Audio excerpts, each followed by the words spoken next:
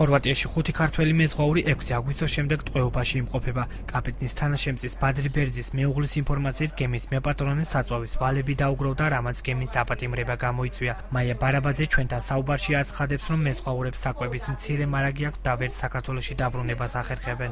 მეზღვაურებს დღემდე ხელფასი არ მიუღიათ. საზღვაო ტრანსპორტის სააგენტოში აცხადებენ, რომ გემი კერძო პირის საკუთრებაშია და მეპატრონეს ფინანსური პრობლემები შეექმნა. საზა მახარაძის განცხადებით, გემი პადნა ამ დროისათვის ხორვატიის ნავსადგურში სარემონტო დოკში იმყოფება. შეგახსენებთ, რომ ამ დრომდე ანალოგიურ სიტუაციაში 7 ქართველი მეზღვაური ალჟირში იმყოფება. გემის ფლობელი რეხმაურება არანაირად კონტაქტში არ გამოდის მეზღვაურებთან.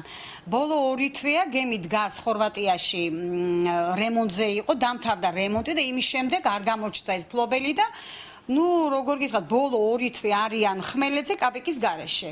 ეხლა ახალი ინფორმაცია არის ის, რომ უნდა დატოვონ გემი, მისცემენ თანხას, რომ ჩამოვიდნენ სამშობლოში და საგარანტიო ფურცელი.